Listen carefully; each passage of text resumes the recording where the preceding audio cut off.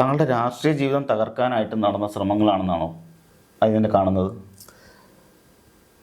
എന്ന് ചോദിച്ചാൽ എനിക്ക് ഒരു വ്യക്തമായ ഉത്തരം പറയാൻ കഴിയില്ല. എങ്കിലും ചില ഭാഗങ്ങളിൽ നിന്ന് വരുന്ന ആരോപണങ്ങളും ചില ഭാഗങ്ങളിൽ നിന്ന് വരുന്ന കാര്യം, ഇപ്പോൾ ഞാൻ ഒരു കാര്യം സൂചിപ്പിക്കട്ടെ.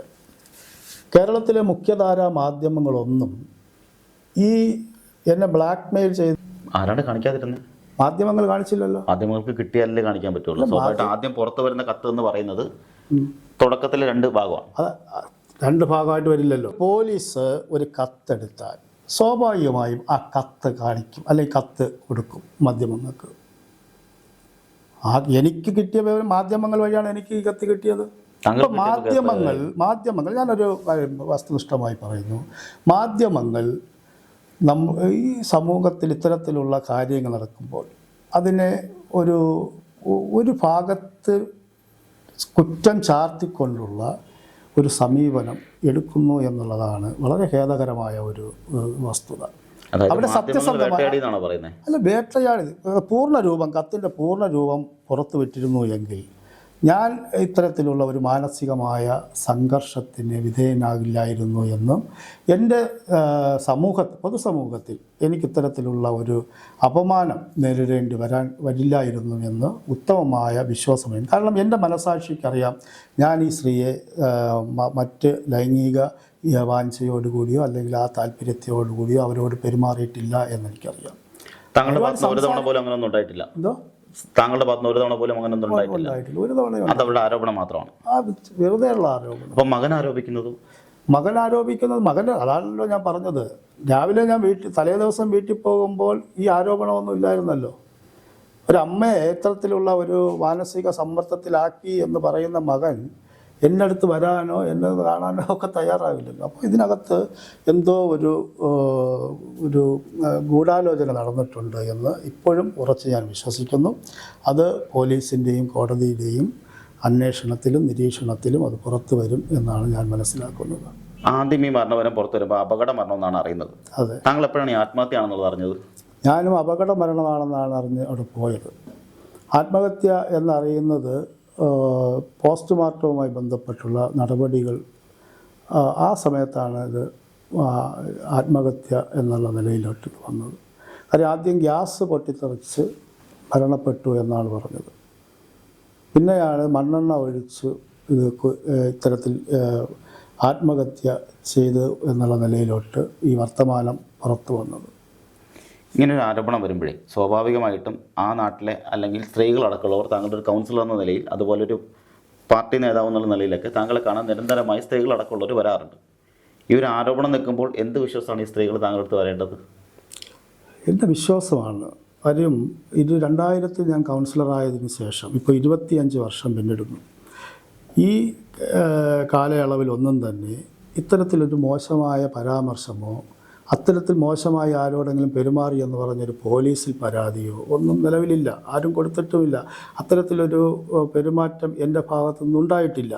ഈ സംഭവം നടക്കുമ്പോഴും ഇന്നും എൻ്റെ ഓഫീസിൽ നിരവധി ആളുകൾ വന്നിട്ടുണ്ട്, സ്ത്രീകൾ വന്നിട്ടുണ്ട്. ഈ എൻ്റെ കോൾ ലിസ്റ്റ് ഇന്ന് പരിശോധിച്ചാൽ അറിയാം, ഇതിനകത്ത് വിളിച്ചിട്ടുള്ളത് പകുതി പേർ സ്ത്രീകളാണ്. അവർ പല ആവശ്യങ്ങൾക്ക് വേണ്ടി അവർ വിളിക്കും. അവർക്കങ്ങനെ ഒരു ഉത്തമമായ വിശ്വാസം എന്നിലുള്ളത് കൊണ്ടാണ് അവർ വിളിക്കുന്നത്. ഈ സംഭവത്തിന് ശേഷവും വിളിച്ചിട്ടുണ്ട്. കോൾസിൻ്റെ കാര്യം പറഞ്ഞുകൊണ്ട് ചോദിക്കുകയാണ്, അസമയങ്ങളിലെല്ലാം ആ സ്ത്രീയെ വിളിച്ച് പലപ്പോഴായി ശല്യം ചെയ്തിട്ടുണ്ടെന്നാണ് മകൻ്റെ ആരോപണം. അങ്ങനെ ഉണ്ടായിട്ടുണ്ടോ? ഈ അസമയങ്ങളിൽ എൻ്റെ എനിക്ക് ഒരു പ്രാവശ്യം ഒരു 11 മണിക്ക് ശേഷം എൻ്റെ ഫോണിൽ നിന്നൊരു കോൾ പോയിട്ടുണ്ട്. അത് ഈ സ്ത്രീ എന്നെ നേരത്തെ ഇങ്ങോട്ട് വിളിച്ചിരുന്നു. ഞാൻ ആ സമയത്ത് ഈ ഫോൺ കണ്ടില്ല. അതിനുശേഷം അപ്പോൾ എനിക്ക് സമയം കിട്ടിയ സമയത്ത് ഞാൻ അവരങ്ങോട്ട് വിളിച്ചു. അപ്പോൾ ഞാൻ വീട്ടിലാണ്, ഉറങ്ങുകയാണ് എന്ന് പറഞ്ഞ് ഫോൺ കട്ട് ചെയ്യുകയും ചെയ്തു. അല്ലാതെ മോൻ അത്തരത്തിൽ നിരന്തരം മോൻ്റെ ഒരു പ്രസ്താവന, നിരന്തരം അമ്മയെ ഫോണിൽ വിളിച്ച് സാമ്പത്തിക കാര്യങ്ങളും ബുദ്ധിമുട്ടുകളും അമ്മ ഫോണിലൂടെ സംസാരിക്കുന്നത് അവൻ കേൾക്കാറുണ്ട് എന്ന് പറയുന്നു. അപ്പോൾ അത്തരത്തിൽ അസമയങ്ങളിൽ വിളിക്കുന്ന ആളാരാണ് എന്ന് കൃത്യമായി മനസ്സിലാക്കാൻ സാധിക്കും. എൻ്റെ സമയത്ത് വിളിക്കുന്ന ജോസ് ഫ്രാങ്കിൾ എന്നാണ് മകൻ പറയുന്നത്. അല്ല, ജോസ് ഫ്രാങ്കിളിനാണെന്ന് പറഞ്ഞാൽ അത് ഞാൻ പറയാം, ജോസ് ഫ്രാങ്കിളിനാണ് എന്ന് മോൻ ഉത്തമമായ ബോധ്യമുണ്ടെങ്കിൽ മോൻ എൻ്റെ കൂടെ വോട്ട് ചേർക്കാൻ വേണ്ടി മുനിസിപ്പാലിറ്റിയിൽ വന്നു. ഈ അമ്മ വന്നു.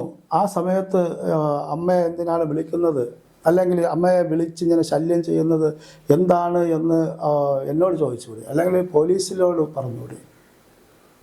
അതൊക്കെ ഈ ഇത്തരത്തിലൊരു കത്ത് വന്നതിന് ശേഷം പിന്നെ രാഷ്ട്രീയ പാർട്ടികളുടെയും ഒക്കെ സമ്മർദ്ദവും അവരുടെ ഇടപെടലും വന്നതിന് ശേഷമാണ് ഇത്തരത്തിൽ മകൻ ഒരു സ്റ്റേറ്റ്മെൻറ്റുമായി മുന്നോട്ട് പോകുന്നത്. ഗൂഢാലോചന എന്നാണ് പറഞ്ഞു വരുന്നത്. ഇതിനകത്ത് ഈ കത്തിൻ്റെ പൂർണ്ണ രൂപം പുറത്തു വിടാത്തത് ഞാൻ സംശയിക്കുന്നു ഗൂഢാലോചനയാണ് എന്ന്.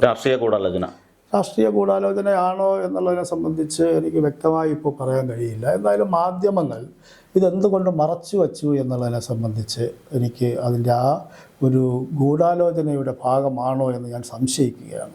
അങ്ങനെ ഗൂഢാലോചന നടത്താൻ മാത്രം അത്രത്തോളം വളർന്നൊരു രാഷ്ട്രീയ നേതാവ് താങ്കളൊരു DCC സെക്രട്ടറിയാണ്.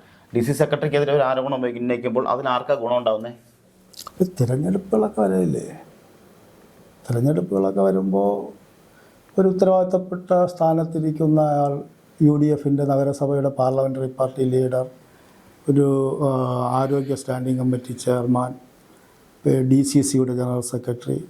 അപ്പോൾ ഇത്തരത്തിൽ ഒരു ആരോപണം ഇത്തരത്തിൽ ഇങ്ങനെ പൊതുരംഗത്ത് നിൽക്കുന്ന ഒരാളിൻ്റെ പേരെഴുതി വെച്ചിട്ടൊരു ആൾ ആത്മഹത്യ ചെയ്യുമ്പോൾ അത് രാഷ്ട്രീയമായ ലാഭത്തിന് വേണ്ടി എതിർ രാഷ്ട്രീയ പാർട്ടികൾ ഉപയോഗിക്കാറുണ്ട്. രാഷ്ട്രീയപരമായി എതിർ രാഷ്ട്രീയ പാർട്ടികൾ എടുക്കാം, പക്ഷേ ഒരു സ്ത്രീ അവർക്ക് എന്ത് ലാഭത്തിനായിരിക്കും താങ്കളുടെ പേര് എഴുതി വെച്ചിട്ടുണ്ടാവുക? അതിനെ സംബന്ധിച്ചാണല്ലോ പോലീസ് അന്വേഷിക്കുന്നത്. താങ്കൾക്ക് അതിനകത്ത് വ്യക്തമായി മറുപടി ഇല്ല എന്നാണോ? അറിയില്ല എന്നാണോ? അറിവില്ല, എനിക്കതറിയില്ല. പോലീസിൻ്റെ അന്വേഷണത്തിലാണ്. നിലവിൽ പാർട്ടി നടപടി എടുത്തിട്ടുണ്ട്. ഒപ്പം തന്നെ അതും ജാമ്യം കിട്ടിയതിന് ശേഷമാണ് പാർട്ടി നടപടി പോലും എടുത്തത്. സാധാരണ അങ്ങനെയാണെങ്കിൽ താങ്കൾ ഈ പറഞ്ഞ പോലെ പാർട്ടിക്ക് ഈ ഒരു അവസ്ഥ ഇതാണ് രീതിയെങ്കിൽ പാർട്ടി ഇതാണ് ചെയ്യുന്നത് എന്നാണ് താങ്കൾ പറഞ്ഞത്. ഏതൊരാൾക്കും FIR ഇട്ടാൽ ഉണ്ടാകും, സസ്പെൻഷൻ നടപടി ഉണ്ടാകും എന്നുള്ളത് പറയുന്നു. പക്ഷേ ജാമ്യം കിട്ടിയതിന് ശേഷമാണ് നടപടി വന്നത്. അപ്പോഴും പാർട്ടിക്ക് താങ്കളിൽ സംശയം ഉണ്ടെന്നല്ലേ അതിനർത്ഥം? ഇല്ല, അത് അത്തരത്തിലൊരു സംശയമല്ല. ജാമ്യം കിട്ടിയതിന് ശേഷവും മാധ്യമ വേട്ടയാടൽ തുടരുകയായിരുന്നല്ലോ. അപ്പോൾ പാർട്ടി അതിനകത്ത് പൊതുസമൂഹത്തിൻ്റെ ഇടയിൽ പാർട്ടിക്കൊരു അവമതിപ്പുണ്ടാകാൻ പാടില്ല. അപ്പോൾ ഞാൻ ഇപ്പോഴും പറയുന്നു, പാർട്ടി എടുത്തത് ഉചിതമായ തീരുമാനമായിരുന്നു എന്ന് ഇപ്പോഴും ഉറച്ചു വിശ്വസിക്കുന്നു. പാർട്ടിക്ക് തെറ്റിദ്ധാരണ ഉണ്ടായി എന്നുള്ള തോന്നലുണ്ടോ? ഇല്ല, അങ്ങനെ തോന്നലില്ല. കാരണം പാർട്ടി എന്നിൽ അർപ്പിച്ച ഉത്തരവാദിത്തങ്ങളെല്ലാം 100% ആത്മാർത്ഥമായും അർപ്പണ മനോഭാവത്തോടു കൂടിയും ഏറ്റെടുത്ത് നടപ്പിലാക്കുകയും ചെയ്ത ഒരു വ്യക്തിയാണ് ഞാൻ. ജാമ്യം കിട്ടിയതിന് ശേഷം നഗരസഭയിൽ പോയിട്ടുണ്ടായിരുന്നോ? നഗരസഭയിൽ പോയിട്ടുണ്ട്. ഇതിപ്പോൾ 2 ദിവസത്തിന് മുമ്പായി പോയി ഓഫീസ് കാര്യങ്ങളെല്ലാം ക്രമപ്പെടുത്തി എല്ലാ ദിവസവും ഇന്നും പോയി ഓഫീസ് കാര്യങ്ങളിലെല്ലാം വ്യാപകനായിരിക്കുകയാണ്. അന്വേഷണമായിട്ട് സഹകരിക്കുന്നതാണ്? പൂർണ്ണമായും സഹകരിക്കും. അത് പോലീസ് നാളെ എൻ്റെ സ്റ്റേറ്റ്മെൻ്റ് എടുക്കാൻ വിളിച്ചിട്ടുണ്ട്. ഇന്നലെ സ്റ്റേഷൻ ജാമ്യം എടുത്തു. അന്വേഷണവും അറസ്റ്റ് രേഖപ്പെടുത്തി നാളെ സ്റ്റേറ്റ്മെൻ്റ് എടുക്കും. പോലീസ് ഏത് രീതിയിലുള്ള അന്വേഷണവുമായി ബന്ധപ്പെട്ട് വരുന്നോ ആ അന്വേഷണത്തിനെല്ലാം 100% എൻ്റെ ഭാഗത്തു നിന്നുള്ള ഒരു സഹകരണവും ഉണ്ടാകും. പോലീസ് അന്വേഷണം അട്ടിമറിക്കുന്നു എന്നുള്ള ആരോപണമില്ലുണ്ടോ? ഇല്ല, അത്തരത്തിലുള്ളൊരു ആരോപണം എനിക്കില്ല. കാര്യം പോലീസ് ഈ കത്ത് ഒരുപക്ഷെ കോടതിയിൽ സമർപ്പിക്കാതിരുന്നു എങ്കിൽ എനിക്ക് ജാമ്യം കിട്ടുന്ന ഒരു സാഹചര്യം ആയിരുന്നില്ല. പോലീസ് നിഷ്പക്ഷമായി ഈ വിഷയത്തെ നോക്കിക്കാണുന്നത് കൊണ്ടാണ് കോടതിയിൽ ഈ കത്ത് പോയത്. നിലവിൽ സ്വന്തം വാർഡിലായിക്കോട്ടെ, അതുപോലെ തന്നെ ഈ ആരോപണം അന്വേഷണം ജനങ്ങളോട് എന്താ പറയാനുള്ളത്?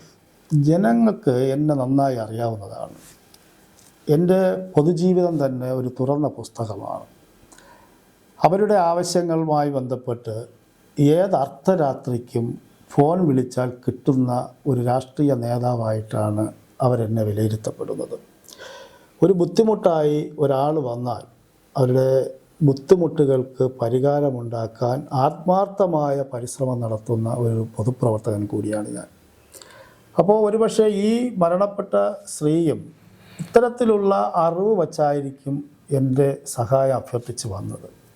എൻ്റെ നല്ല മനസ്സുകൊണ്ട് അവരെ സഹായിക്കാനുള്ള എല്ലാ കാര്യങ്ങളും ചെയ്തു. ഒരു ചിട്ടി എൻ്റെ സൊസൈറ്റിയിൽ നിന്ന് കൊടുത്തു. എൻ്റെ ഒരു ഡെയിലി കളക്ഷനുള്ള വായ്പ കൊടുത്തു. വീണ്ടും 5 ലക്ഷം രൂപ ബിസിനസ് ലോണ് തരപ്പെടുത്തി തരണമെന്ന് ആവശ്യപ്പെട്ടപ്പോഴാണ് അതെനിക്ക് നിർവാഹമില്ല, നിങ്ങൾക്ക് അതിനുള്ള ആസ്തി എന്തെങ്കിലും ഈട് ബാങ്കിന് കൊടുത്താൽ മാത്രമേ അത് നിങ്ങൾക്ക് ലഭ്യമാകുകയുള്ളൂ. എന്നാൽ കഴിയുന്നത് നിങ്ങളുടെ ഈ ബേക്കറി കാണിച്ച് നഗരസഭയിൽ നിന്ന് സ്വയം തൊഴിലിനുള്ള ഒരു സബ്സിഡി വാങ്ങിത്തരാൻ കഴിയും. ആ സബ്സിഡിക്കുള്ള അപേക്ഷ കൊടുത്ത് അതുമായി ബന്ധപ്പെട്ട കാര്യങ്ങൾ നടന്നു കൊണ്ടിരിക്കുകയാണ്. ഇവിടെ ഈ പറഞ്ഞ, അതായത് നിങ്ങൾ തമ്മിൽ, താങ്കളും ഈ സ്ത്രീയും തമ്മിലുള്ള ബന്ധം ഒരു ജനപ്രതിയും ആ വാർഡിലെ ഒരു അംഗവും എന്നുള്ളതേ ഉള്ളൂ, അല്ലാതെ നിങ്ങൾ തമ്മിൽ വേറൊരു ബന്ധവും ഇല്ല എന്നാണ്. ഒരു ബന്ധവുമില്ല. ഇതൊക്കെ ആരോപണം മാത്രമെന്നാണ് പറയുന്നത്. 100%. കുടുംബത്തിൻ്റെ സമീപനം എന്താണ്? കുടുംബത്തെ തന്നെ നന്നായിട്ട് അറിയാവുന്നതല്ലേ. കാരണം എൻ്റെ ബെഡ്റൂമിൽ ഏത് അർദ്ധരാത്രി ഫോൺ വിളിച്ചാലും കിട്ടുന്ന നിലയിലുള്ള ഒരു ജീവിത രീതിയാണ് ഞാൻ അവലംബിക്കുന്നത്. എൻ്റെ ഭാര്യ തന്നെ പലപ്പോഴും ഈ ആവശ്യങ്ങളുമായി ബന്ധപ്പെട്ട് വിളിക്കുന്നവരെ ഭാര്യയാണ് ഫോൺ അറ്റൻഡ് ചെയ്യുന്നത്.